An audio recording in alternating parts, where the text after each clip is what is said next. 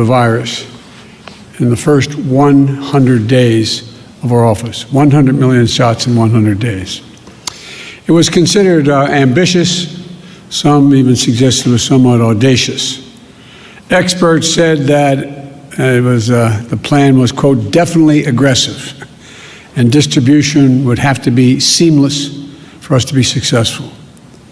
One headline simply put it, quote, it won't be easy, end of quote. Well, it wasn't. When we took office, there was a lot that had to be done. We needed more vaccines, more vaccinators, more places for people to get vaccinated. And we needed a whole-of-government approach. So I directed Jeff Zients, the coordinator of our COVID-19 response, to put us on a war footing, and I meant that in a literal sense, to get us on track to truly beat this virus. And I'm proud to announce that tomorrow, 58 days into our administration, we will have met my goal of administering 100 million shots to our fellow Americans. That's weeks ahead of schedule, and even with the setbacks we faced during the winter storms. And there's another big step on the path to putting checks in pockets and shots in people's arms. When we crossed the 50 million doses just 3 weeks ago, I told you that every time we hit the 50 million mark, I'd update you on our progress. So here's where we are today. 8 weeks ago, only 8% of seniors, those most vulnerable to COVID-19, had received a vaccination. Today, 65% of people aged 65 or older have received at least one shot, and 36% are fully vaccinated. And that's key, because this is the population that represents 80% of the well over 500,000 COVID-19 deaths that have occurred in America. We have nearly double the amount of vaccine doses that we distribute to states, tribes, and territories each week. We have gone from 1 million shots a day that I promised in December before we were even sworn in, to an average of 2.5 million shots a day, outpacing the rest of the world significantly. And here's how we accomplished this. Using the power given to a president under the Defense Production Act, we expedited critical materials in vaccine production, such as equipment, machinery, and supplies. We work with vaccine manufacturers to speed up the delivery of millions more doses, and brokered a historic manufacturing partnership between competing companies who put patriotism and public health first. These steps put us on track to have enough vaccine supply for every adult American by the end of May, months earlier than anyone expected. And we stood up or supplied more than 600 community vaccination sites that are administering hundreds of thousands of shots per day.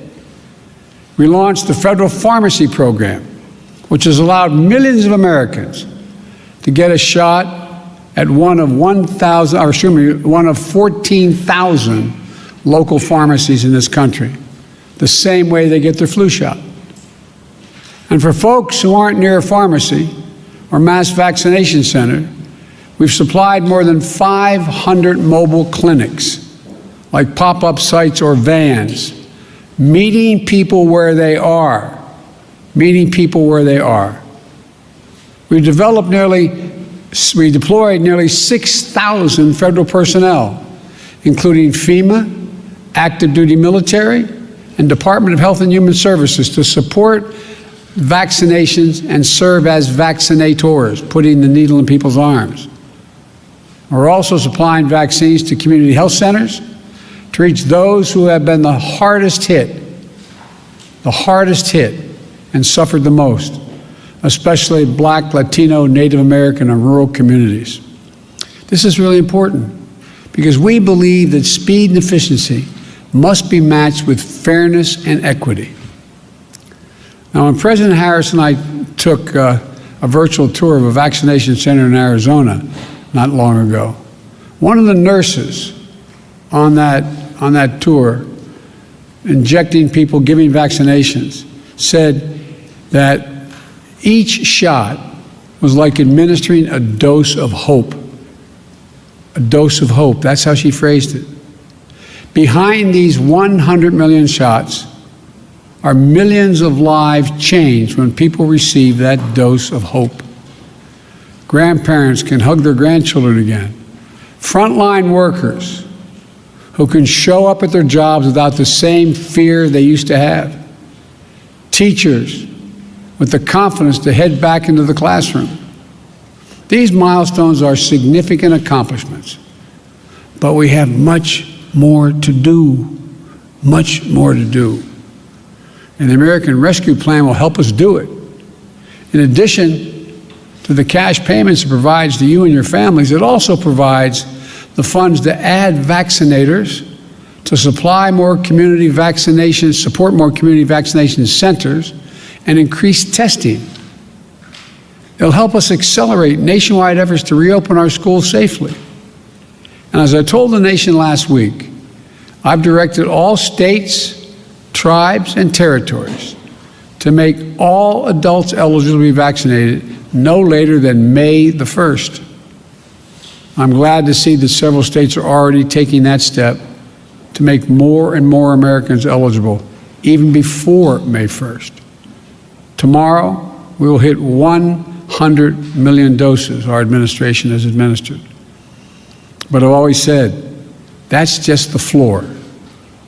We will not stop until we beat this pandemic. Next week, I will announce our next goal to put shots in arms. This is a time for optimism, but it's not a time for relaxation. I need all Americans, I need all of you to do your part. Wash your hands, stay socially distanced, keep masking up as recommended by the CDC, and get vaccinated when it's your turn. Now's not the time to let down our guard. In the last week, we've seen increases in the number of cases in several states. Scientists have made clear that things may get worse as new variants of this virus spread. Getting vaccinated is the best thing we can do to fight back against these variants. While millions of people are vaccinated, we need millions more to be vaccinated. And again, I need you to get vaccinated when it's your term and you're able to do that. I need your help. I need you to help. Not just the country, but your family, your friends, your neighbors. Get them vaccinated as well. If we keep our guard up, stick together, and stick with the science, we can look forward to a 4th of July that feels a bit more normal, with small groups able to gather for cookouts in backyards, and where we begin to declare our independence on Independence Day from the virus. Look, together we're going to come through this stronger, with renewed faith in each other and our government that fulfills its most important function, protecting the American people. Let me be clear again. Wearing this mask in the meantime, making sure you wash your hands, making sure you socially distance, listen to the CDC.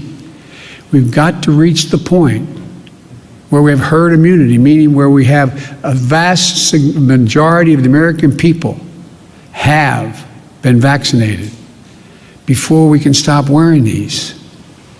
So please, please, don't let what you see happening in Europe and you see on television.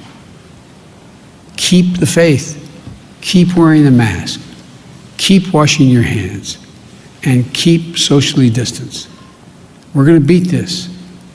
We're way ahead of schedule, but we got a long way to go. So I just wanted to bring you up to date. I thank you very much, and may God bless America. May God protect our troops. Thank you so much.